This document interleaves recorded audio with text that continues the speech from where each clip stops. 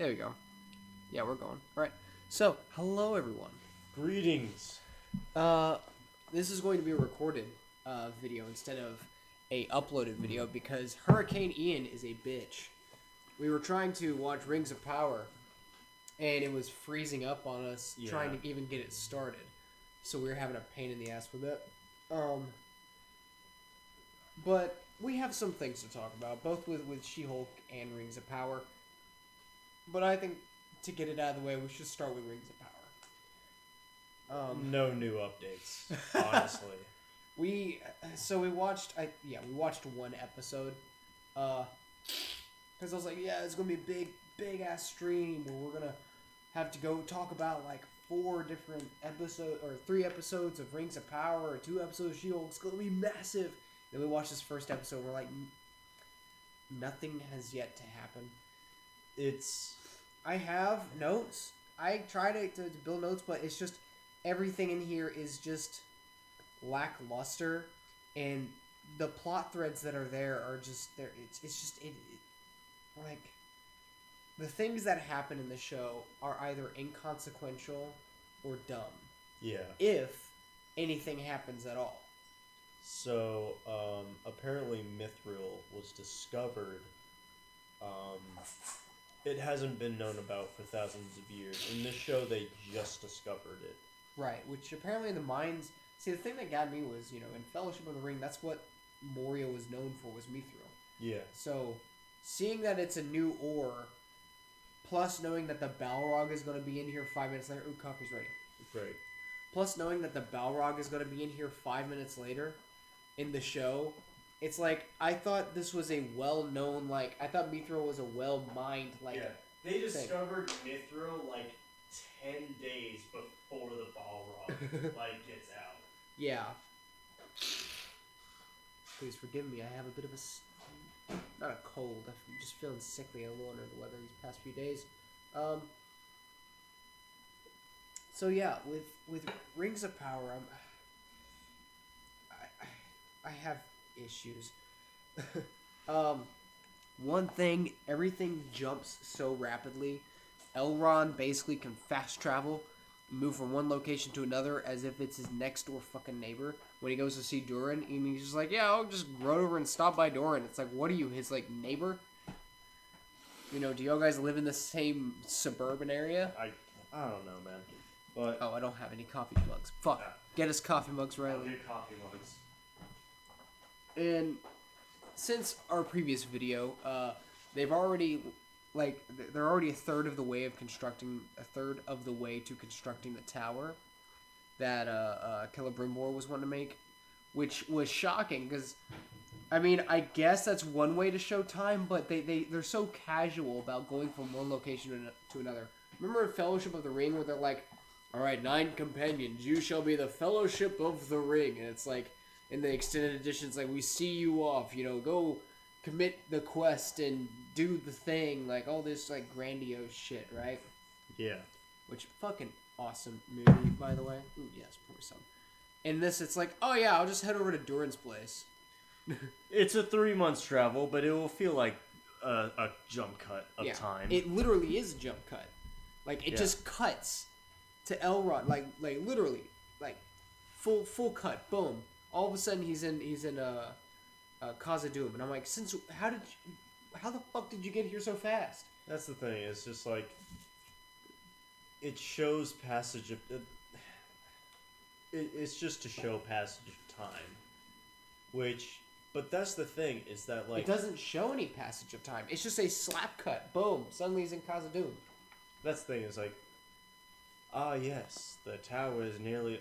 So it's from the episode previously, they talked about, let's go over to Khazad-dûm, negotiate with the dwarves, see if we can get this tower built with the help of the dwarves.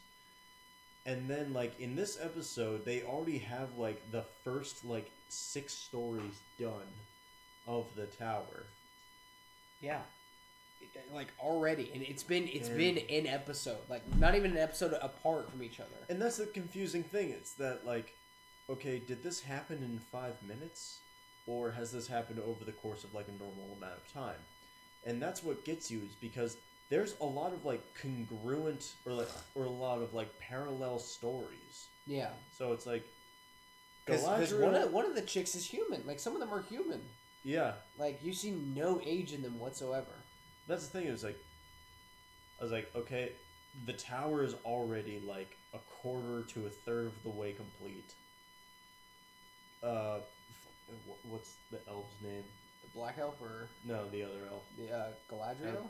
No, the other Oh, elf. Elrond. Elrond. So many elves, my god. So, Elrond, and then he's like, hey, I know I was just fucking there, but I guess I'll spend another 3 months trekking to Khazad-dûm to talk to the dwarves again and have like a 5-minute conversation.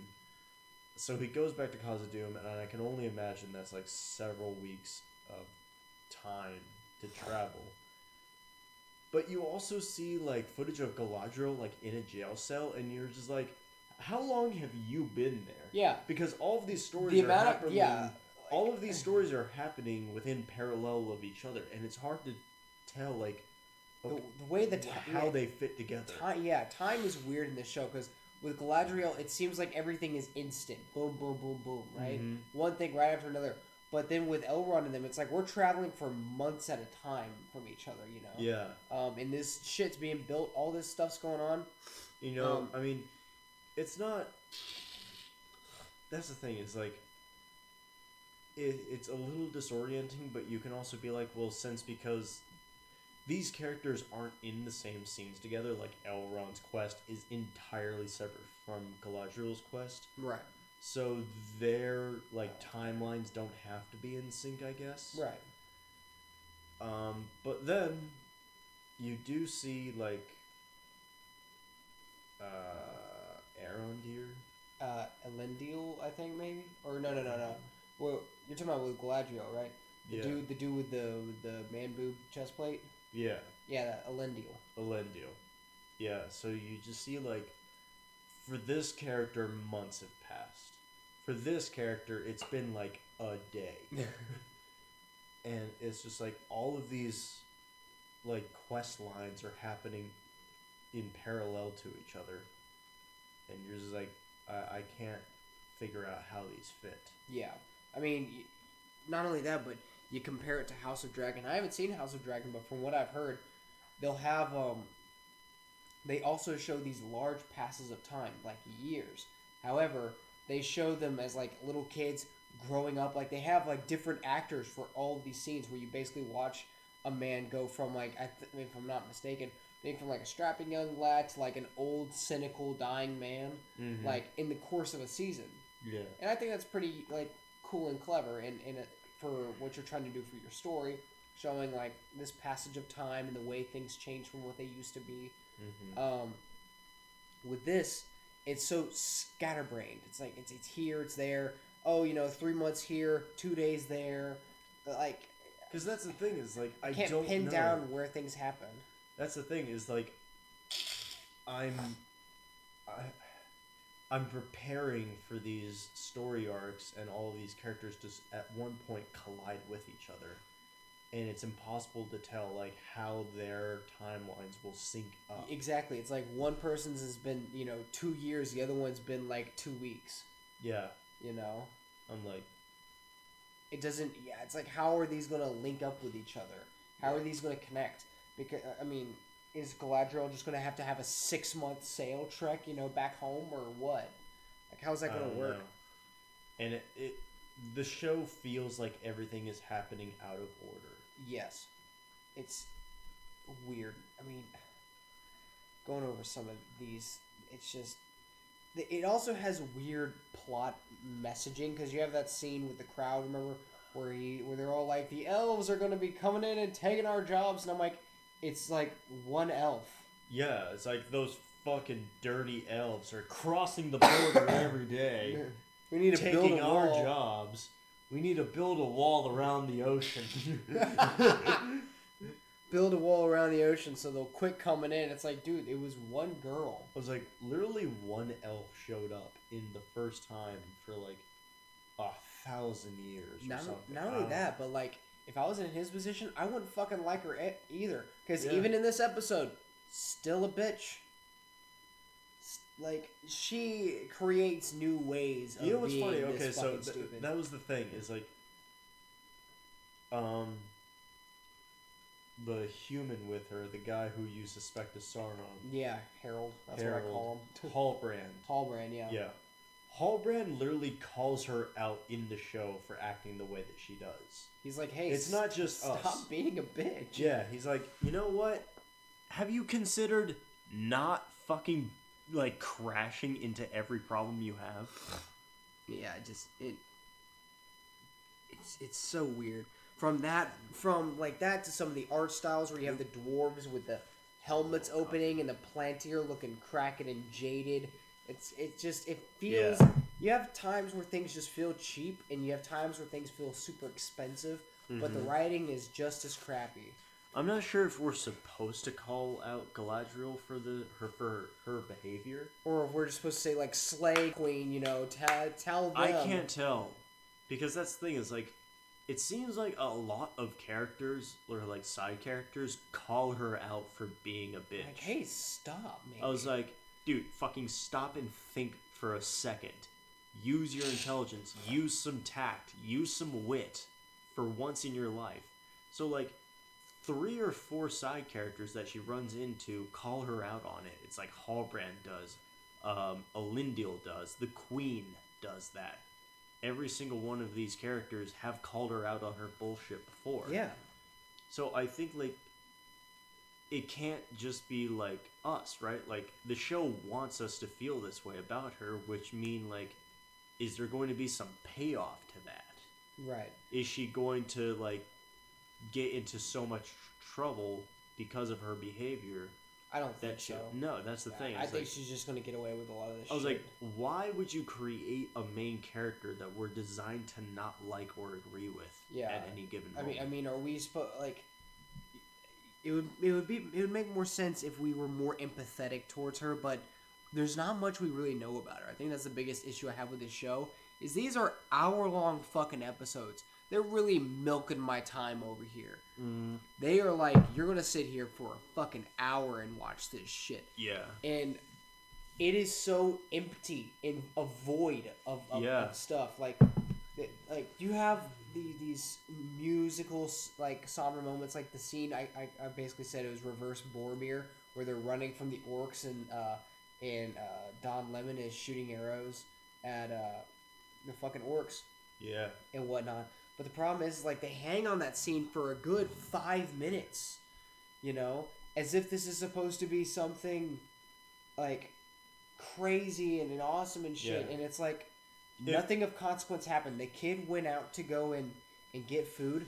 His friend brought back the food, and then Don Lemon brought him back to safety. Yeah. That's it. It's like, you didn't need this much time. And if you're going to spend that time, develop the characters, right? Yeah. Use that time to develop characters, develop world building. They did none of that. It's just these long cuts, long takes of the kid playing fucking Assassin's Creed, where he's coming out of wells and hiding in hay bales, like, And then, not only that, but a lot of the plot stuff also seems convenient. It's like, this kid, one thing, conveniently finds the sword, conveniently it doesn't kill him with the blood shit or whatever that fucking does. Yeah. Conveniently, he's able to hide from these orcs and sits in a well for 6 hours. I don't know why. Yeah, it literally went from day to night. Yeah, it's like, dude, you're pruny as fuck. Yeah, dude, like, he was in that well for at least 4 hours. And then it's like, boom, like, as soon as an orc actually finds him, Don Lemon's there to save his life. It's like, wouldn't have Don Lemon, would he have, like, passed through the village to get to the outpost, or would he have just beelined it to the outpost because he was supposed to deliver a message? Like, that's the thing, is like, place and time have no fucking meaning in this show. People are just there or teleported there because they need to be there for that moment. People are just wherever the plot needs them to be. You can see the writers being like, but what if he gets caught? Who's gonna save him? And someone's like, oh, I know. We let the Don Lemon elf guy go, right? Let's put him in there to save him. And they're like, oh man, that's such a great idea, Jim. You get a raise. And it's like, y'all are fucking retarded. That's the thing. It's like, the fuck. Adar or something. Adar. Adar. Adar. Adar. Adar. Numenor. So Adar, whose face is revealed in this episode. Spoiler alert: he's not an orc. Ooh. I suspect Adar is gonna be the guy who discovers how to make Uruks or some shit. Yeah, like Yeah. Uruk-hai and shit. Uruk-hai and shit like that. Yeah. I think he's gonna be the guy who like creates the process. Yeah. Um, It's like you have shit like that. You've got the fucking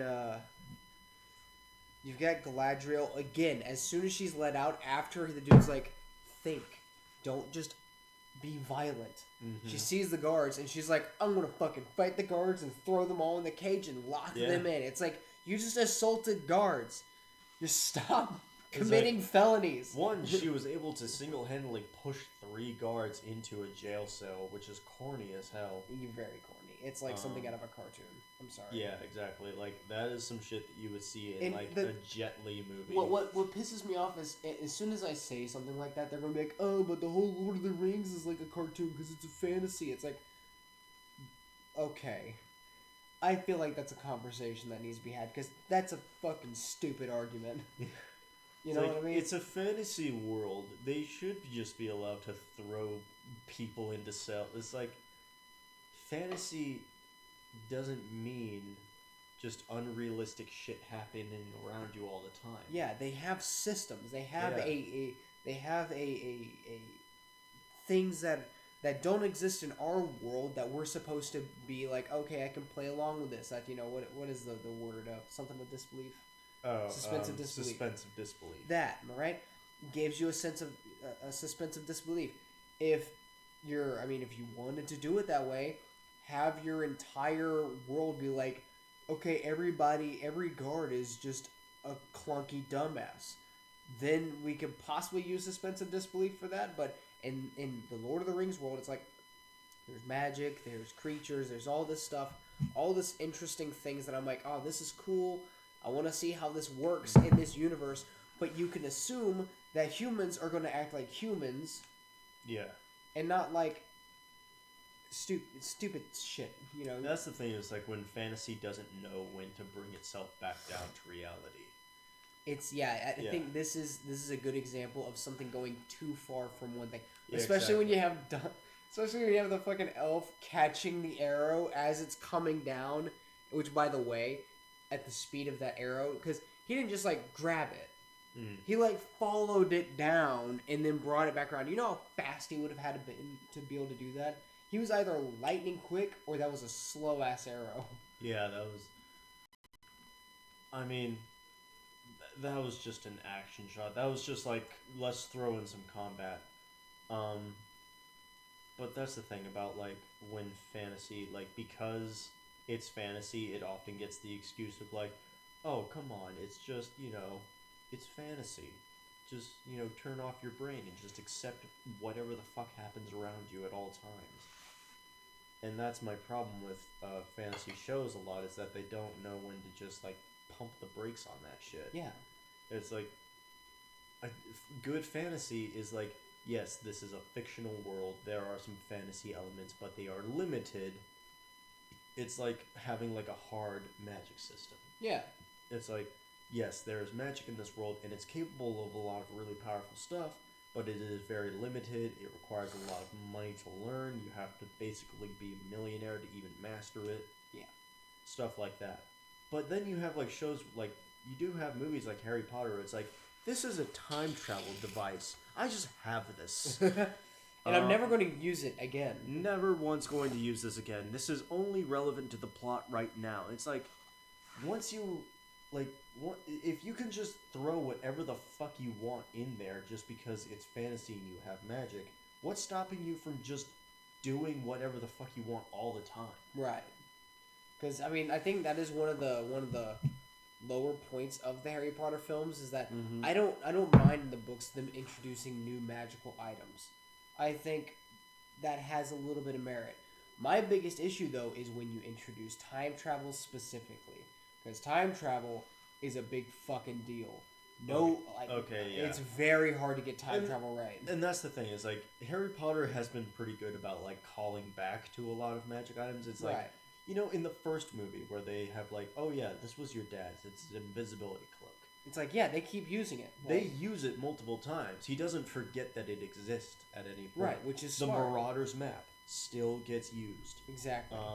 But that time travel device, I've literally only seen. It's the most powerful item you could possibly have. Which, by the way, Hermione, she just fucking has it. She doesn't explain where she got it or how. And I do think they say in the books that she gives it back to McGonagall, I think, at the end of that year. Mm-hmm. But that would be nice to address in the movie. Yes. Because Otherwise, now- I'm going to assume that she still has it and she just stopped using Or, it. even in the books, we can assume McGonagall has it. She could use that. Mm-hmm. You know how much shit she could have fixed with that? And that's the thing, is like, time travel is one of those topics, or it's one of those things. I mean, fucking, sorry, but fucking Goblet of Fire. Fucking Cedric Diggory comes back dead, and she's like, oh no, this can't be. I'm gonna back up the time so this doesn't fucking happen. I know, but that's the thing, is like, fantasy can go off the rails, and once it does, what's stopping it from just staying off the rails forever? Yeah, because at that point you can just make. At that point, she could just. It's just information. She Yeah. could literally like apparate to Dumbledore and be like, "Yo, Mad Eye Moody is actually David Tennant. Also, the goblet thing is a portkey. Deuces and bail. Like, your plot's over. Yeah. As soon as you introduce time travel, and you leave it ambiguous. I mean, as far as a magic system goes, like the ramifications of these devices. I feel like that's a problem that a lot of shows have. Is like, here's this device that can solve the problem that we need to solve right now. It's like, okay, but you also have to remember that you can use that to solve every problem from here on out. Yeah. And I think that's where they tend to forget, because they're like, oh, we used it, cool, let's throw it out and let's keep going with our plot. It's like, no, that still exists. Yeah. It's still a thing. And that's sort of like, and that is a problem with fantasy that I have, is when they just forget to bring shit back down to reality. And it's like, it becomes so fantasy that humans stop behaving like humans. Yeah, and they start behaving like something that would be in someone's fantasy. Like tools or dolls. Like if you're shadow boxing, or like playing in the woods, that's what it basically becomes. It's like, oh, we'll defeat everybody without dying. It's like, yeah, good fucking luck. Cool. I mean, you got that, and then, you even have the dumb shit where they go to send off Galadriel. I thought it was funny, because she's like, no, we're, even though it says that if we don't believe in the elves, Numenor will be destroyed, I'm not going to believe in the elves, and I want to send you away. It's like, yeah, that's a bad idea. Yeah. As soon as she leaves, the petals come, and she goes, oh, no, wait, no, come back. Shit. But what I liked was that, or what I thought was funny was, they sent her away in a rowboat. Yeah, that was the thing. It was like, You're gonna we're going to sail you across many vast seas and oceans. Here's a canoe. Good luck. I mean, at least with Lord of the Rings, they had 3 kayaks, Yeah. and they were using them, and they were going downriver. That makes sense. Yeah, because they weren't crossing the ocean. They were just going down a river. Exactly. That's fine. But, no, she's going to sail across the ocean in a rowboat. But that's most of the... I mean, aside from the fact that I feel like Elendil was cucked. That's in bad dialogue. I feel like that... Because they were trying to do the whole philosopher thing. It's like, you're clever. You need not be clever. You should be wise. I'm like, why can't you just be both? This is dumb. You're trying to sound philosophical, but you're bad at it. And then that became a whole political stunt, remember? Yeah, okay, so that was the thing. It was like, It was the beginning of the episode. one of the chancellors or councilmen, whatever his title is, he was talking to his son.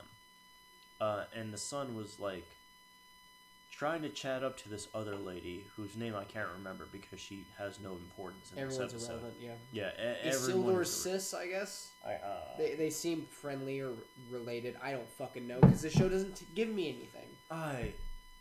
That's the thing. Not only do I not know what her character is, I don't give a fuck what her character is. I don't care what her character is. But yeah, that was a scene where it's like, fucking dialogue just happens in front of you and it holds no weight or relevance. It's just a bunch of flowery language. And I don't know if we're just supposed to like, I don't know if the writers are just like, let's just have all of our audience just be awe and tears and they'll come in their pants because of all this beautiful dialogue we wrote. Because of And all we're this just like, flowery language. yeah, and we're just like, what the fuck are they talking about? Yeah. Why is this conversation happen? Why does it need to happen? It doesn't. It like not only that, but they serve no purpose and they don't really.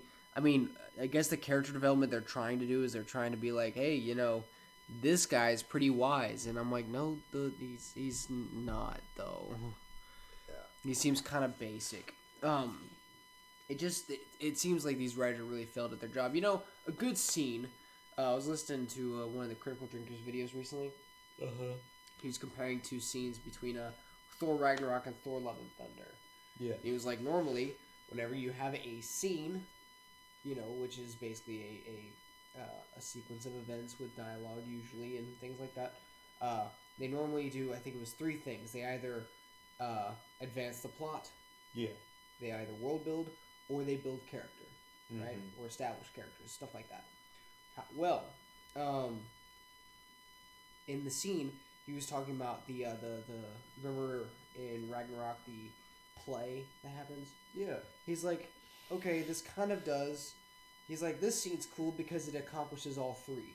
It establishes some interesting stuff about Loki and how he feels about the situation that happened during Dark World, right? Yeah. It also establishes the world building in the sense of what the state of the universe is right now because Thor's like, I've been traveling around searching for stones. Everything is going crazy. What have you been doing? Yeah. You know, as or because he's talking to his dad. And it advances the plot because that starts Thor and Loki going on this journey to go and see their father, because Loki obviously moved him, and so it does all 3 of those in one scene, and it's funny. Yeah. So like it has a good play off of shit, and that's something that I feel like. And he compares it to Thor: Love and Thunder, which has another play with the same actors, Matt Damon and I think Chris Hemsworth's brother, Liam Hemsworth, I think. Yeah. Doing the same scene, except it's just the scene. It doesn't advance the plot, doesn't really do anything for the characters, and doesn't build the world any besides making the world building worse because it makes Asgard or New Asgard look like just a tourist town. Yeah. So if anything, it just makes it worse. And I think that's where I had a problem with that. But with Rings of Power, it's just like they establish locations and they're like, it just seems like a bunch of member berries. Like, hey, remember Numenor from the books? Remember Sauron? Remember Morgoth and the Balrog? Remember all this cool stuff? Dwarves! Remember dwarves? Look at the dwarves! It's like, remember all this shit? And Okay, so here's the thing. So Sauron was a warlord. He Right. was Sauron the Deceiver. right. And at one point, he took the Ring of Power. Yes, the Ring of Power was made for him. Well, he made it in secret. Yeah. Yeah. So, but Kellen Brimbor hasn't made the Rings of Power yet. No, he has not. So As far as I'm aware now. Sauron is just... How the fuck is Sauron a threat? Well, as far as I'm aware, I'm pretty sure he's still a powerful dude. He just the ring of power basically just makes him OP as fuck. Makes him even more powerful? Yeah, because I guess he 'Cause that's the thing, had is powers like- from Morgoth, and they're like, hey, you know, woo, you're an evil guy, and he's like, woo, power. I don't know much about the lore. I apologize. I don't know much about that shit, but I assume he had some form of power that is not nearly equated to the rings of power per se. Because that's what makes them OP. Is it basically takes, because there is magic in Lord of the Rings, right? Yeah. Pretty sure what the rings of power do is they basically just take it to the next level. Mm-hmm. Is they take magic and they amp. It's like an amp. It's an amplifier. Sure. So that's as far as I'm aware. And I think the Ring of Power not only is an amplifier, but it controls all the other rings of power. Mm-hmm. And that's what makes it so dangerous. Because not only that, but it's made of pure evil. It's evil. Yeah, so Celebrimbor, he's on his way to make the rings, which I guess he just makes the rings for the art's sake. I'm not sure why. I don't know what the whole. I'm sure they'll talk about it in Rings of Power. Sure, they'll talk about like why he makes them. Sure, yeah, I think so.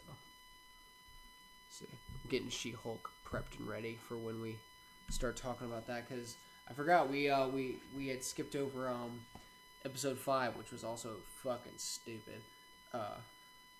Yeah. So we have 3 episodes of She-Hulk to cover. That's fun. She-Hulk.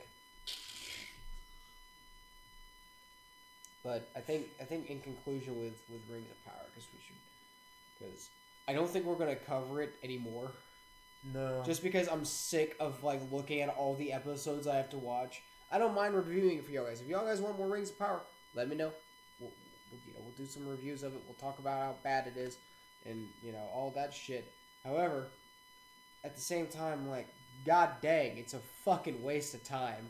It really is. There is nothing gained from this show. It's not even laughably bad. See, She-Hulk is laughably bad, where I'm like, oh, that's really dumb, right? Yeah. I can point at it and laugh. With Rings of Power, I'm just sitting here and I'm like, I am just watching a screen where people are saying jargon and scenes look like pretty. Yeah. That's it. It accomplishes fucking nothing. It does nothing. For me, it does nothing for characters. It really is a magnum opus of how to waste your time. So, unless y'all guys want us to cover it more, I would rather us. Yeah, Wi-Fi's trash right now. That's what's happening. So we might not even be able to bring up overlays. Whatever. It's fine. So I think that. I'm just so fucking sick of this show. I'm just so sick of watching Rings of Power and nothing happens. Yeah, it's ridiculous. So, from what I've got from me and you, it's like I want to give it like, it's not even laughably bad. I want to give it a sad like 2.5 out of 10, just because things are inconsistent. They're convenient. It doesn't. As far as I'm aware, there's no real world breaking stuff. I don't think. There might be. If there's any world breaking stuff, then it's an obvious one. So I want to give it a good 2 out of 10, just because, on a moral standpoint, it's just a waste of time. Yeah. Like, normally I give a 2 out of 10 to something like, say, The Room, where it's just incredibly, laughably bad, ridiculously bad, like Rise of Skywalker or something. Yeah. Or it's just over the top dumb. But this isn't even that. It's just a nothing barrel. It's just nothing burger. There's nothing to gain, nothing to do. You're just sitting in a screen watching images move. It's the antithesis of. It's a time vampire. Yes, it sucks out your time like a fucking succubus demon. But on to greener pastures, right? Yeah. Okay. So yeah, let's talk about She-Hulk. So there was an episode. I can't remember which one. It was probably like 4 or 5. But like, Titania is straight up suing She-Hulk for using a name. Yeah, it's funny because what gets me about this whole situation is She-Hulk. So let's look at the order of events that happens when it comes to She-Hulk. She-Hulk let's say She-Hulk creates her Tinder profile. Yeah. Right? Yeah, she made a Tinder profile. She used the name She-Hulk. She used the name She-Hulk. Titania then, afterwards, because this is important, afterwards, and it talks about this in the ending of the show, so we're kind of skipping around a little bit. Mm-hmm. Titania, after the fact, creates a copyright named She-Hulk, and then sues Jennifer Walters for using the name on Tinder. How does she win the case? By saying that she used the name on Tinder. Wait. Yeah. Who are you talking about in I'm- reference? Wait, She-Hulk wins the case or Titania wins the case? She-Hulk wins the case because because they were like, do you have even any evidence? Because there's a scene where they go, do you have any evidence of using the name She-Hulk before? And they're like, yes, we do. And they bring up the Tinder profile. Yeah. And I'm like, you solved the case with the same reason why they were suing you in the first place. You literally just, you did a complete circle. Yeah. Okay, so here's the thing. Titania. How is this a legal show? Titania. She... that's the thing, is like, I don't know if She-Hulk has always just referred to herself as She-Hulk. I don't think she's ever called herself that. Right. Until she made that profile. Well, there was I can't remember any moment before the Tinder profile where she the way referred- it works in the legal sense is they're like, she didn't use or something along the lines of they're like, she didn't like the name She-Hulk, she didn't want it. Here's the video evidence, and she goes, don't call me She-Hulk, it's not my name, all this jazz, blah blah blah. Yeah. And then they're like, then her lawyer goes, counter evidence. She go and you show more video footage like that scene from Fairly Odd Parents where they're like, roll the rest of the clip, you know. Yeah. Fucking where she's like, I guess, you know, I'm She-Hulk now and I just need to embrace it and I'm going to embrace it. And then they're like, do you have any more substantial evidence? And they bring out the Tinder profile and shit. Okay, so I'll just go down the list of problems that I have. One, how do you copyright a superhero name? Does that fly in the superhero world? Did where they it's like- copyright Iron Man? No, That's he the thing. probably would have been on top of that. They probably would have copyrighted Captain America though. That's the thing. It was like, in the superhero lore, do people need to copyright their superhero aliases? Do they need like actual like intelligent or like what was it, intellectual property? Right. It's like, yes, that is my intellectual property. I own that title. You cannot use it without my permission. Right. In which case, make an episode about that. Yeah. Just make an episode about That would be far more interesting than Yeah. what we had to sit through. I was like, first, just make an episode about people, like, bring that up. Yeah, Be talk like- about it. Like, do you have to copyright your superhero title as an Because that intellectual would property? be world building. Not only that, but your photos. Do you need like a Shutterstock over a picture taken of Captain America? You know what I Yeah. mean? Like, how does that work? Yeah. Two, I was like, Titania, she's like, I guess she's just pissy about Hulk beating her up or something. Yeah. After she, like, I don't so it's know. like, we don't well- know why she was in that courtroom to begin with. why the fuck were you there, too? Okay, so it's like, oh, that bitch She-Hulk whooped my ass in the courtroom. I'm going to get her back by suing her for using a name that I copyrighted or some shit. And it's like, one, you would have to know that she's using the name She-Hulk. You've never met her. As a matter Right. of fact, her whooping your ass was the only interaction you had with her. Right. So it's like, did you go through like a shit ton of like spy sleuthing to like get information about her? Or Did maybe- you randomly run into her Tinder profile? Did you swipe right? Did you swipe right on her Tinder profile? Were y'all guys a match? But like, And like, okay, so you'd have to be bitter as hell to do that. You would have to find out that Jen Walter. That's the thing. She didn't even call herself She-Hulk. When Titania was Yeah, like, she "Who was the like- fuck are you?" It's like, "I'm Jen Walters." attorney at law, and it Yeah, was like exactly. music. And so you have like Jen Walters using the name She-Hulk, and you'd be like, "That bitch! This is how I'm going to do it. I'm going to copyright She-Hulk as my intellectual property, and then I'm going to sue her afterwards." And I'm just like, who the fuck are you? And not only that, but we get into this point, right, where, for one thing, I didn't know superheroes were so like pop. There were so many superheroes out there. Mm-hmm. Where the fuck did she get her powers? Why don't we know anything more about her? Why is she not on a fucking registry somewhere? Like, why do we not know about this? Because there's a guy, the fucking, remember the Immortal? Yeah. That guy. How is he not, like, in a fucking lab being tested on people? But we'll get there. Yeah. So, my big question is like, imagine you're fucking, you're someone who just so happens to have the name Jennifer Walters in real life. Yeah. They technically have Jennifer Walters, probably copyrighted as an intellectual property. Mm-hmm. They can't sue you for using that name, Yeah. right? Because it's a name.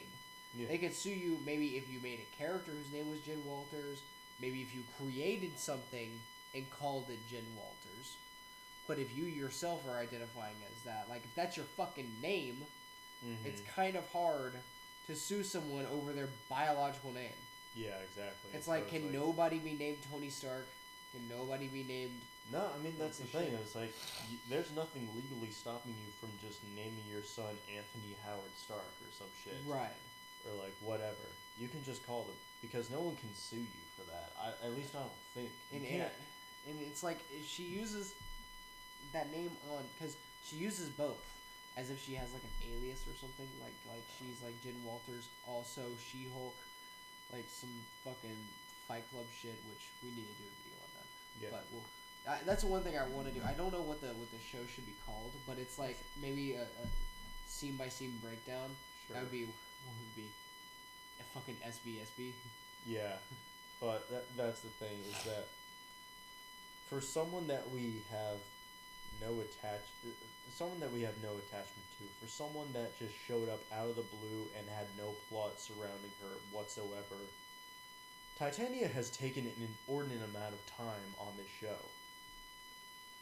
Yeah, Yeah. like I guess she's like the main antithesis, or not antithesis, but the main antagonist to She-Hulk. This I show suppose. has no main They antagonist. literally like spawned her out of the fucking wall, and she's like, "I'm your antagonist. How's it going?" This show has no main antagonist. Yeah, exactly. It's not. The It's only- not Abomination. The only person I can think of is Titania, and at that point, at that point, you have to look back at the beginning of the show where she kicks down the door and literally goes, "Hi, I'm Titania, your antagonist. Who are you?" It's like, I didn't know that's how antagonists worked. Yeah. That's the thing. It's like each episode is just like a small, like 30-minute, like I guess adventure. Not What's up? adventure. What's So- up, Jace? We're talking about the episode that you're in. Yeah. Oh shoot! That's Yeah. why I have it on this frame. I don't know what fucking direction the show's trying to take. Because I think the weird thing is they're you can tell they're trying to be a legal show with like some conspiracy plot undertones, but at the same time They're it's, bad at it. It's a bad lawyer show. It's like fucking Judge Judy is better than this shit. Yeah, exactly. It's like, we're suing you for using this alias in Tinder. It's like, well, you can't sue me because I used that alias on Tinder. Exactly. It's like Ugh, this guy's good. foiled again. It's, can you be more fucking done? I was like, you beat the lawsuit by using the same reason they were suing you in the first place. Yeah. I mean, there's other shit Yeah. in this. My favorite part of this show is Blonsky's cult. Yeah. Yeah. We'll get there. We'll get there. But like for one thing, Jace is in it. He's right here. Oh, With yeah, the red back hair, when yeah. My, red hair. Yeah, Yeah. looking great, You were looking doing that amazing for a as while. ever. That was cool. See if I can get this freeze frame. There he is. Let's get that overlay down for a few seconds. What's up? Yeah, you can see him. See Peeking through. just over there. That's nice. Good old Haney. That's lovely. We love to see it. You love to see see my it. traditional head wiggle here in a second. It's really fun. Yeah. It's great. But yeah, so they have their confrontation and whatnot. I'm trying to go over some of my notes. So for one thing, Ched earlier on apparently was mansplaining to her, and you could tell the messaging of this show in general. It's like this is meant to be for wine moms. Honestly, a lot of people say it's for wine moms. I would agree that it's for wine moms, but at this point, I don't even think it's for that anymore. I think it's for like wine single ladies. Yeah. You know what I mean? Like Woo! like Jace, like the loner gals out there. Oh, fucking bummer. again. But it's for those single ladies that want to feel like there's someone out there that's just on the grind, slaying. Like, she loves being a lawyer too much, in my opinion. Even a normal lawyer, I don't think, would like their job as much as this girl does. She defends superhero clients, and most of them are assholes. Yeah. Why would you like your job? Okay. Like, because she's like, I'm a lawyer. She goes, I don't have a boyfriend, I don't have a husband or kids, but I'm I a have career woman. But I'm a career woman. I have my law degree, and I take care of shitty people. It's like, you know Don't what? you also like turn into a giant green lady? Yeah, it's fucking ridiculous. And then not only that, but you had the one thing I don't understand is they break their own fucking mechanics. That's why the show should deserve to get a 1. Is because literally in this scene, she talks about how she has great control over her anger, when at the same time, that overlay is not large enough, maybe that or thick enough. But at the same fucking time, you have. She's like, oh yeah, I'm in complete control of my anger. She's also crushing her stapler at the thought of something. Mm-hmm. It's like, I mean, maybe you could say that she's, she's just trying to squeeze it a little bit, but she doesn't know her own strength. Sure. But at the same time, it's like, it kind of goes against what they were trying to say and establish earlier on. Plus, again, the hangover thing. She has a bad hangover after this. I'm like, I thought you didn't get hangovers as a Hulk. I thought y'all guys processed the alcohol too quickly. Yeah, because the fast metabolism. Yeah. What are your rules? It's the same thing with like a soft magic system. It's like whatever is convenient to the plot or is whatever serves whatever purpose that they want at the time. Right. They can just use because there's just like it's a soft magic system. Right. It doesn't matter. So they can just That'd yeah. be better. Yeah. See, I think Lord of the Rings is a way a soft magic system is not terrible. Like. Well, no, but it's because it's executed. Yeah, because properly. it's like I think the worst instance or use of Lord of the Rings soft magic system was when fucking the Nazgul King, I can't remember his name right now, the Witch King. Yeah. The Witch King like catches his sword on fire and he breaks Gandalf's staff. I'm like, how the fuck did you do that? Like that's a bit much. Was it ever established that Gandalf's staff was indestructible? Like, well, no, but at the same time, it's Gandalf the White, one of the most powerful wizards. I can understand Saruman basically using Accio to grab the staff. Yeah. Because he's Saruman the White. He's obviously more powerful. Mm-hmm. This is Gandalf the White, fucking OG, like, as powerful as you could probably be as a wizard. And you have this random ghost knight that's like, nah, your staff's gone, and then boom, it breaks up. That I don't You get. are Gandalf the White? Nah, I'm Ghost Knight. Yeah, boom. Yeah. And he doesn't even like hit it or anything. He's just like black speech and it just breaks. And I'm like, what? So Blah, blah. this is my one issue I had with that Yeah. with that show. I also then you have this this basically drip broker guy who makes like costumes for the Avengers and shit. He's like the Hugo Boss of the Avengers. Yeah. Cool. Yeah. He's an interesting like fella. I find him like neat. Mm-hmm. I suppose. I did find the Avengers kind of funny. He was like, we also Yeah. have the Avengers, those jokes were a little funny. Oh yeah, and the head lawyer. So She-Hulk is going through this like lawsuit, right? Yeah. She goes and tells her boss about it, and the boss goes, "I don't give a shit about your lawsuit." It's like, you're the head of this firm. It's a legal matter. Yeah. This has of your brand new legal thing, of your brand new legal, I guess firm. Sorry, that basically the head of this company. Let's just say, her boss, whatever. I don't know a lot of legal shit. And he's like, I don't really give a shit about your legal stuff. It's like, this is a new law firm that you've developed, and one of your highest like what's the phrase when they're very popular, Highest. like high something. Anyway, when a very popular voyeur for this law firm is fucking on TV. We've seen her on TV multiple times. How many lawyers get on TV consistently? Yeah. This is She-Hulk, a lawyer. Boom, she's on TV everywhere for superhumans, right? Yeah. Very high stakes, all this shit. And she has a lawsuit going on, and you're not going to address it? You know what I mean? You're just gonna be like, I don't give a shit about your legal matters. It's like, Yeah. I'm sorry, I don't want to pull this card, but do you know who the fuck I am? Yeah. Not to mention this is one of your lawyers at your firm. Yeah, Yeah. I'm one of your lawyers. When the media covers it, they're going to be talking to you. I represent your company. Mm-hmm. So, when there's a lawsuit against someone in your company, it kind of makes it your problem. Exactly, and he's basically just saying, handle it. I'm like, what do you... Whatever. It's just, it's fucking done. Yeah.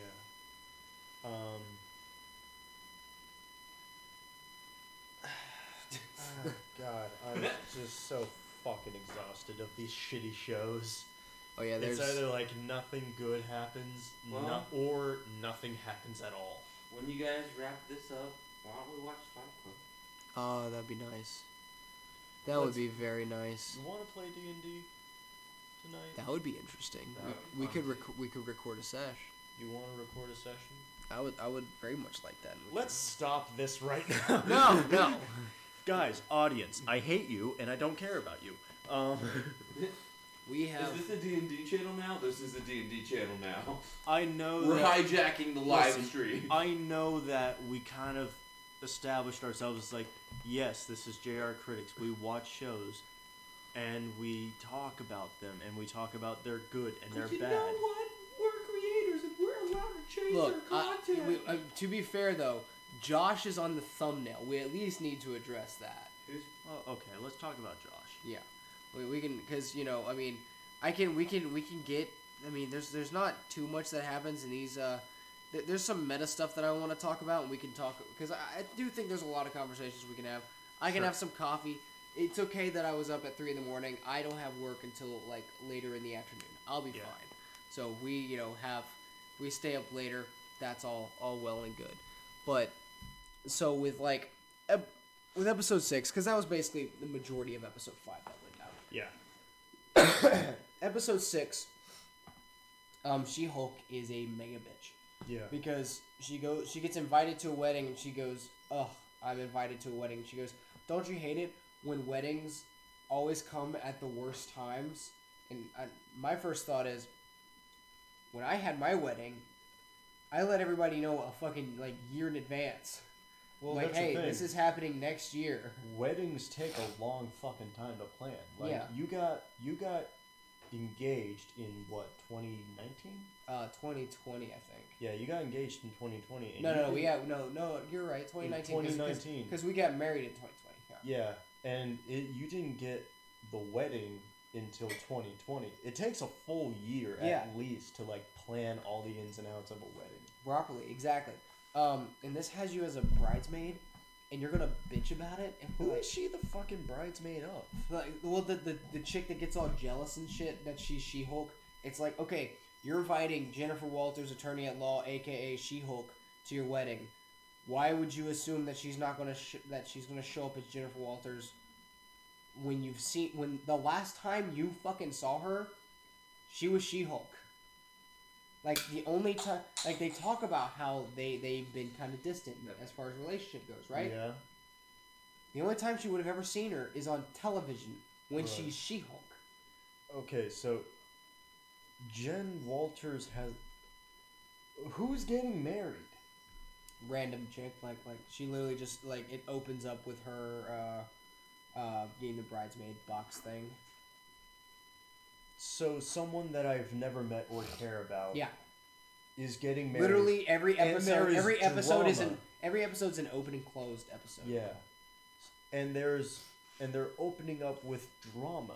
Yeah. It's like she's jealous that you're She-Hulk. Well, I'm jealous that you're getting married, Wait, bitch. Except that I'm not because I like my job. So there's no overarching theme There's no. It's well, just the theme. God, or oh plot God, point. what the fuck is the theme of She-Hulk at this point? Like, I guess the thing about it is that I guess the show's trying to be relatable, where it's like, weddings, am I right? Ugh. like I sip fucking of love wine. weddings. I love weddings. Weddings are awesome. You get to I like, have to say, yeah, because there's a scene, there's a bunch of scenes where they're like, could you do the dishes for us? You know, because like a bunch of the caterers bailed. Can you take care of this? And I'm like, you're a bridesmaid. That is your obligation to do. Mhm. You said okay, yes first- because you said you couldn't say no. My point is, you said yes. You have to take that responsibility. That's your fucking job. Don't bitch about it. Like this day isn't about you. I'm sorry. It's about someone else and their happiness. Get over it. Also, okay. Let's also bring up the fact that the way that plot occurred at all is that caterers bailed Yeah. on a wedding. Yeah. yeah, wait, what the fuck? What fucking? They were caterer- literally paid to be there. You're paid to be at the wedding. Why would you bail at all? That's a good question. That's just like I want to know that plot point. Yeah, I want to see if I can. I'll see if I can pull it up. that'd be like if you went to the dentist and the dentist was like, "Yeah, Oh, yeah, I'm fucking just not going to do your dental work. I'm actually going to lose out money and just sit in the fucking lobby with you." I'm just like, why would you ever do that? By the way, guess who the fuck was there but Titania herself? Why is Titania around all the time? Because she literally is basically banging one of the dudes, Is she one of not, the groomsmen. is she not in jail? No, she's No, not in that's the jail. thing. Is like she was cleared of all charges. How is she not in jail for Oh, yeah, that's busting the catch through a part. wall I don't know. I don't know. I don't know. and It was just endangering like, an entire courtroom and disrupting a case? yeah. That was like what, a hearing? Yeah, of some kind at least. Oh, maybe it was the scene. I feel like a fucking idiot because they were trying to catch up and shit while she's getting toasty. Let's see. Yeah, so that's the thing. Who's that? That's the bride. Oh yeah, they talk about Team Edward or Jacob. I'm like, hey, Twilight was a thing 10 years ago. And it's still relevant. Remember- We love team. Remember when they made the Somebody. Slenderman movie back in like 2018? Oh, Like, yeah, They I made a remember that. Slenderman? They made a They made a Slenderman Slenderman movie. movie. Can we watch it? Let's watch it right now. No, that's the thing. It's like One thing at a time. that's the thing. It's like they made. Remember Slenderman back when it was at the height of its popularity back in like 2011? Yeah.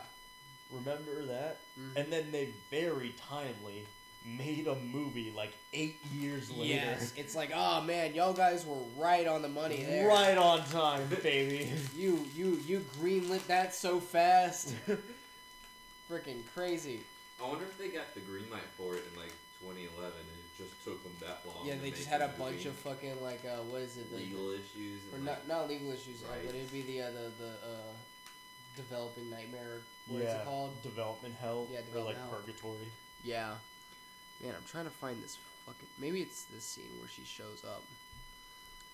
Yeah. Oh my gosh, Jen. Oh my gosh, I'm so happy I found you. Half the staff is quitting because of how I'm treating them. What? Quote unquote. Yeah, that's why. And she goes, "Hey, can you do the Oh. glasses?" And then there's a scene. Wow, nice. Then there's a scene, right, where. How did that happen? How did you? How did you fizz up the bottle? It was on the fucking ground. Did Did you you stick some pour nerd- nerds into that? Why did you pour nerds into it? You fucking idiot. How is it? Is it better at least? Yeah, actually. Yeah. Well, that's good. Okay. I didn't think it would Foam up. fizz so much. Yeah. Yeah. That was a science experiment. Probably should get some fucking I'm paper going towels. to, yeah. Good deal. Now that the bubbling's down. Mm-hmm. But so you also have a scene. I don't understand it. Literally, writing conceptually wise, I don't understand how this makes any fucking sense. Okay. She goes, "Hey, the groomsmen wrinkled their shirts playing Mario Kart. You're on ironing duty." What? What? What? How the fuck Does that happen? This is like if an alien had a vague idea of how human culture works, and then wrote a whole show about it. It's like, it is my understanding humans like to sue each other. Yeah, and the subplot of this show is that there's a guy. Since we should probably get that. There's a guy called the Immortal, or Mr. Immortal is what he likes to go as, like what he likes to be named, and he basically just starts a bunch of relationships, and then when he gets tired of them, he fakes his death by getting hit by something, but he's immortal, so he can't die. Mm-hmm. And my thought is, because you have to remember, this is the MCU. It's supposed to be one concise universe. Yeah. How is this man not in a laboratory being studied? Because he's fucking immortal. He would outlive any prison he's in. Well, not only that, but my point is, like, shouldn't they be doing some sort of biological tests on this man? Shouldn't he be? I mean, you know, in the See, every time they catch him, he just fakes his death. Well, no, and I they mean, fool him every time. Well, the thing is like when he fakes his death, he'll fucking get up and walk away from it. I'm like, you do know that cameras exist, right? Yeah. Like, remember in even 2001 Hulk recognized this. Mm-hmm. They tried to capture Hulk while he was asleep and then run tests on him. Yeah. They were smart enough to be like, okay, this guy has a power. Let's see if we can like figure out how it works, and so we can mass produce it, right? Mm-hmm. Why is this guy allowed to roam? Why is this guy roaming free? Why aren't there some like special agent under the cover, like, you know, Russian government shit trying to like steal this guy so they can run tests on him and torture him for all his eternal like life? He's just that smooth. I don't believe it, because these chicks freaking hate him, and then apparently they just give him a bunch, or they give all the girls like shares or some of his money and shit, and one of them just needs an apology. It's really weird. But that ends up doing a thing. I thought the DJ, the Incredible Hulk, was interesting because I thought his vibe was neat and funny. However, if you're running this wedding, right, as the bridesmaid, or not, or as the why am I thinking princess? As the bride. As the bride. The princess bride. You ordered a DJ that is called the Incredible Hulk. Again, why did you not think that Jin was going to show up as She-Hulk? What the fuck does Incredible Hulk mean? I don't fucking know. But he's like, it's the Incredible Hulk. I'm like, what? What? It's okay. And then She-Hulk in this, when Titania basically starts a fight with her while she's drunk as shit. She turns into the Hulk, and then she Hulk smashes the ground and knocks her backwards. I'm trying to think about this from a legal show. I'm like, okay, so you just damaged property. Yeah. Yeah, it's damaging property. How is It's also been Titanium considered assault in some cases? Well, yeah. Well, Titania committed assault, and you just committed like damages to a property that were unnecessary. What are the legal ramifications of the show? Have no standing at this point. Also, the DJ made an air horn that did the. I'm like, it's an air horn. It doesn't make that sound. Okay. Well, whatever. Yeah. And then at the end, you have this guy, right? His name's Josh. Sure. He's like this Asian-looking dude, got short black hair. Oh, not no Josh. Not that Josh. Oh. But this guy's charming, and he wants to know Jin because she's Jin. He's Sauron, Yeah, actually. yeah. He's funny enough. He's like, if you know, She-Hulk's kind of cool too. Here, I'm charming, charismatic, and a little awkward. They go on a couple of dates. They end up sleeping together. And which you shouldn't do, by the way. You know, I mean, after like 3 or 4 dates, I personally don't think that's a smart move. Y'all guys disagree. That's fine. Wait, what are you trying to say? I don't think you should sleep with someone after just having like 3 or 4 dates. When would you? When would I? Yeah. I would say I think you should get to know someone's values and see if this is someone that you would want to commit a long-term relationship with. What if you figure that out before you bang her? What if you figure that out in like the first 10 minutes? Be like, Nah, ain't gonna work out with that booty still knives. Well, this isn't. Well, I mean, a guy's gonna chase what he wants, right? I'm saying from Jen Walters' perspective. You're the one that's gonna like be putting out, right? So I think you should have some barriers, being like, okay, you know, how does he feel about this shit, this shit, this shit, this shit, and just kind of go down the line. Of course, over time, say over the course of maybe a month or so, at least, I think.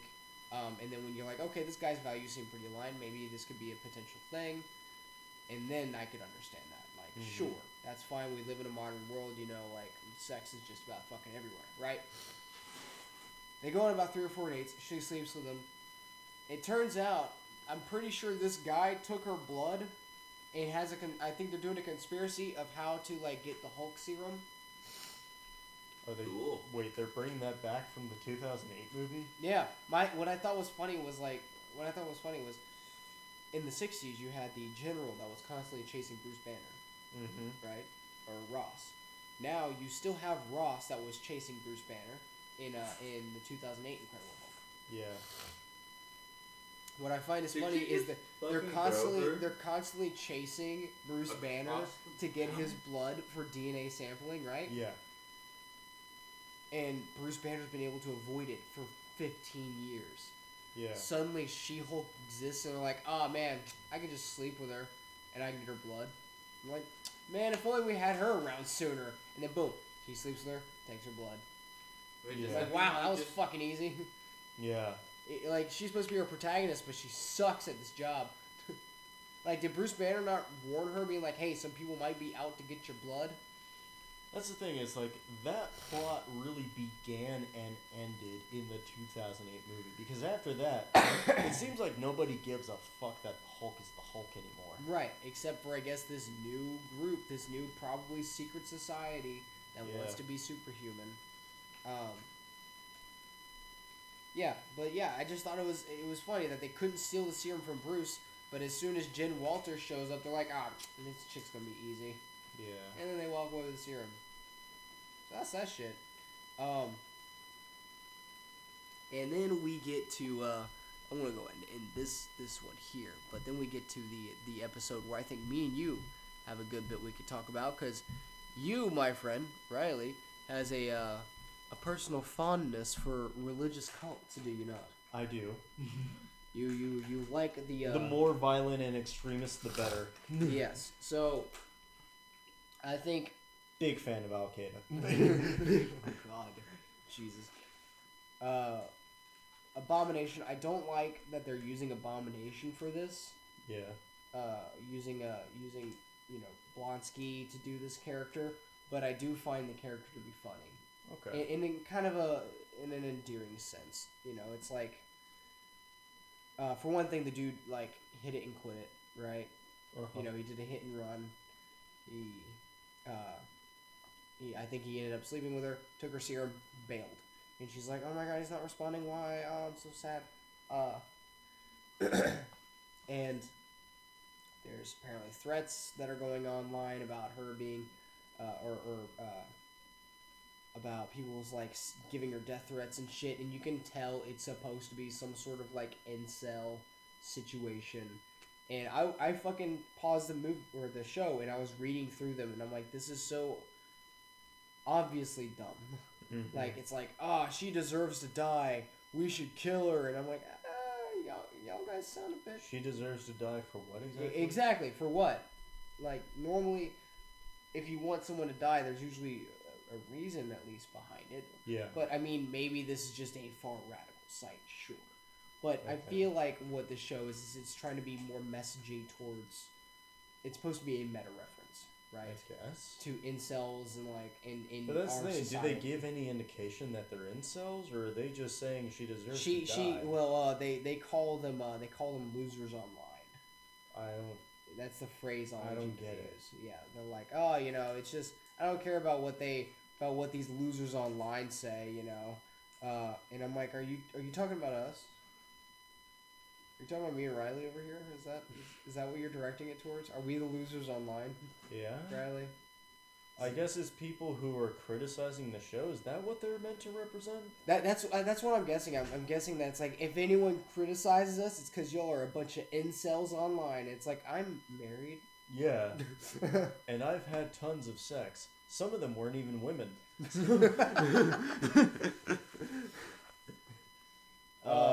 And yeah, she says it and she goes, I'll just Hulk smash them, and I'm like, cringe. Wow. Wow. I'm gonna Hulk smash those haters. No, like I'm like, legit. what? Like, let me, yeah, I'll see if I can. It's right fucking here. She was talking about it. Let's bring up the footage. When it fucking loads. Yeah. Could be in the meeting or at the movies. Blah blah blah. Let's see. All that jazz. Yeah. The guy hitting it. Oh, is a fucking. Oh, I went too far. Oops. Okay. Wait. Let's go to the beginning of the shit. Sometimes I'll be honest, Riley. Mm-hmm. I'm not sure if you have done the reading because I feel like whenever I give you information, you seem genuinely surprised. About what? The show. Oh yeah, a bunch of losers online can't even say it to my face because they know they'd get Hulk smashed. See, that's the thing is that, like, the show is so quick and just like open close that it's hard to keep track of fucking anything that happens in this show. Yeah, because it's weird. It's the complete opposite of Rings of Power. Yeah, exactly. This show it's is like the opposite of Rings of Power, but it's just as forgettable and not noteworthy. Yeah. I actually think I can keep better track of this show because with Rings of Power, because nothing happens, I forget what previously happened. Yeah, so it's like the whole like incel thing, that was just sort of like a throwaway line that they were like calling people out for. Right. So my brain just skipped that entirely. So See, it's like the only real like strong things I have to say about this show is like the actual main plot points of the episode. It's like Titania being at the wedding. Yeah. Blonsky and his religious cult. Because you're like you have the whole general overview, and I have like my detailed specific points that I find in the show, and I'm like that kind of irritated me. I want to write it down. That sort of thing. And I'm just watching each episode. And I'm like, okay, that was nothing. That was nothing. That was nothing. Okay, that was the main plot. Remember that. Also, that like, hold on. That was nothing. This right here is this what women want in today's society? Backing it up. Just this shot right here, like being fucking alone on the couch watching the Muppets, checking your phone every 5 seconds, and then because you know you have like a job you've got to get to in the morning. Is this what you want your life to be? I mean, don't get me wrong. It's relatable. I mean, but yes. I don't think it's the ideal. Yeah, because I feel like what they're trying to prop She-Hulk up as is like this is what. You know, this is empowering. This woman slays. She gets it done. She's the ideal woman. I'm like, I wouldn't say that. She kind of seems. I don't think that's what the show's trying to represent. Yeah. What do you think? I really think they're just trying to make her like as down to earth and like grounded as like this is your average everyday woman, despite her being a superhero. Okay. I think, but that's sort of like the thing is like. They're trying to make her come across as like, yeah, she's just like you. She's just like the average American woman, despite her having superpowers. Like, she goes through the same struggles. She has problems with men. Every single type of man creates a problem with her. It's like, there's not a single good man in this show. Yeah. Besides like the fucking weirdos that are in a religious cult. Okay, so that was the thing. It was like, remember the guy from the bar? He's like, "Can I buy you two sexy ladies?" Yeah. I'm like, that is not a real person. No, that is a cartoon. That is literally a straw man of what you think a human male is. And it's like, it's these shows where they're just like, it feels like aliens who have only a loose understanding of human interaction, writing and creating these characters. But there were some good things that came out of this episode in particular, being the religious cult. I mean, yeah, that was a pretty strong one, yeah. I did also get a kick out of the idea where he's like, you know, no, I have a Spanish accent. I don't want to be recognized, or I don't. something about the ethnicity. He's like, you know, I don't want my ethnicity to define me. And he goes, and one of the guys is like, Spanish is not an ethnicity. And he goes, Spain. And they just ended it there, and I was like, I mean, Okay. he's not fucking wrong. Yeah. he's like, what the fuck is Spain then? Spanish people. Yeah. And I got a little kick out of that. He definitely puts it better, but I did find that funny. Yeah. So Riley, what are your notes on this summer Twilight's camp? Okay, first of all, that name okay, let me talk about Summer Twilight's Camp. It's like, I can't think of 3 words that have less to do with each other than Summer Twilight Camp. Well, Twilight is one word. Twilight is one word. Yeah. Okay. Summer Twilight. So, it's just like, it reminds me of that game Horizon Zero Dawn. Yeah. I'm like, that is just like 3 words that you pulled out of a generator. Yes. That tells me nothing.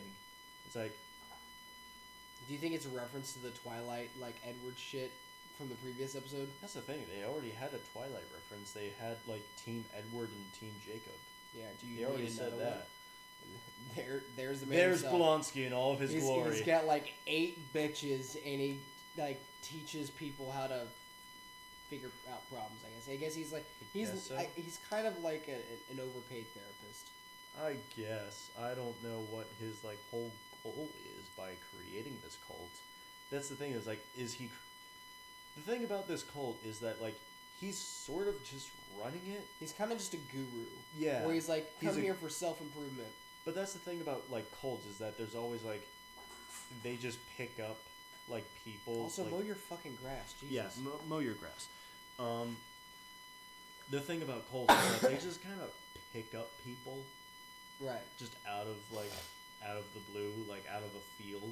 I feel like these guys were kind of picked up out of a field, but it's Yeah. weird because they're all kind of superhuman at the same time, Yeah, weirdly. which I is was kind just of like- odd. I thought that was a little weird. I was like, are all of these people superhumans? Yeah, I think the swashbuckler guy is probably my favorite though. Yeah. Out of all of them, because yeah, he's like, you know, I am a swashbuckler, and they're like, that's not a profession. I'm like, yeah, this is not right, not wrong. But there was one scene though that did bother me about all this because there's a scene where Jen's opening up about this whole guy that she slept with and ended up dipping out because she thought it was gonna be a longer thing, and as a guy, whenever something like that would happen, we would get us men, if we hear that sort of story, we would get angry, right? We'd get fired up. We're like, where the fuck is this guy? Yeah. We're gonna teach him a lesson, right? Mm-hmm. And then I can't remember who stops, but it's one of the I think it's the dude with the mustache, and he's like, guys, Jen is hurting, and all we can offer is violence. I'm sorry, but sometimes, very rarely, violence can be an answer. If violence doesn't solve your problems, you're not using enough of it. Every guy that comes into her life is a terrible human being, except for these dudes that won't even defend her. Yeah. It's like, you know, The only good man is a castrated beta. exactly. The only good man is one that will care for you and watch rom-coms with you on a Saturday Yeah. night. It's like, What a sad life. it's like, is this a fucking 12-year-old's interpretation of relationships? It's ridiculous. Yeah. You know, and also, the one thing that I thought was funny was, where are the wives? I feel like, did he specify wives or just soulmates? Oh no, it showed soulmates, but you see, there's like 8 of them in that one shot. When like it showed all Yeah. of them in the white dresses and shit. Yeah. They're nowhere to be found in this whole cult. They're in the cellars, Jeremy. And then of course the transformation in the sauna where she comes out a new woman and they're all cheering. I'm like, she came out of a sauna. She had a nice steam. She had a nice steam. I get they're trying to make it like this big thing, but I just don't buy it. And then I had a feeling that fucking Josh was gonna be evil because I'm like, this guy is too good. He's actually like a normal human being. That's the thing. It was like all of the guys who are just assholes are just assholes. Yeah. But all of the guys who are not assholes are straight up evil. Yes. It's like, oh, but the nice ones, those are the real evil ones. So it's like, so if you're a man and you're an asshole, you're just an asshole. But if you're a man and you're nice, it's for nefarious reasons. Right, exactly. So, And if you're a man and you're nice and it's not for nefarious reasons, it's because you're a little bitch cuck. so I think we'll continue reviewing She-Hulk going forward, and then when we're done, we'll have like a kind of an overview episode that'll probably be shorter, where we just go over the big points and the sort of meta analysis of it all. Sure. But then after that, I think me and Riley might start on around say like late October, early November. We're probably going to do a bigger show that'll be probably a bit longer. Because I want to let you guys know about it because it's in the works. Basically, there's a lot of movies and shows that me and Riley hold near and dear. It's the things that we normally like to talk about. She-Hulk's fun to talk about. Rings of Power is not. That's why we're dumping that. That's just cringe. Don't expect us to like pick up the series unless the demand is immensely high. Yeah, unless the demand is there.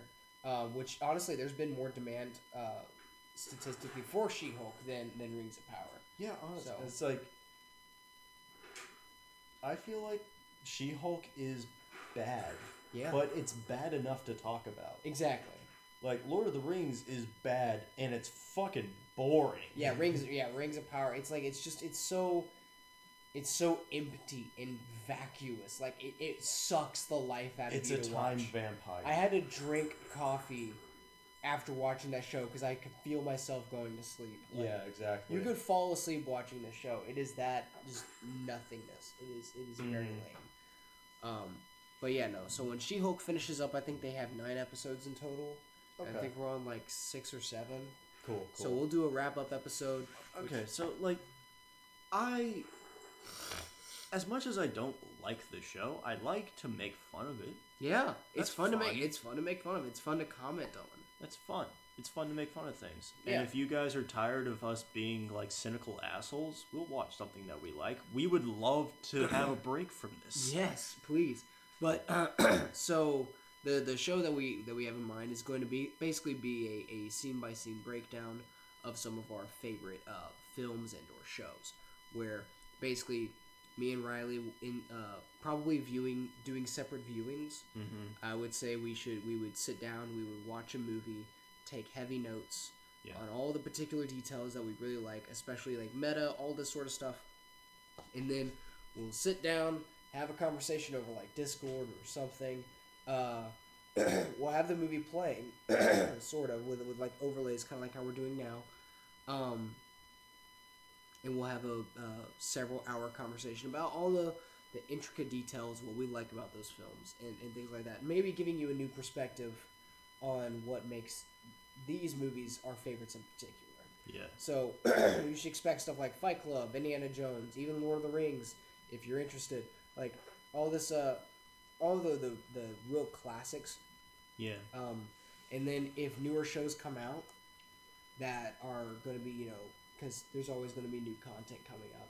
Always. We'll Always. talk about that. And if not, there's probably plenty of YouTube reviews out there that we could cover and talk about. Reviewing other people's reviews. Well, look, I think it's funny to acknowledge people's bad takes. Yes. Because I think there's some, I do think that there's actually some good quality there, in the sense that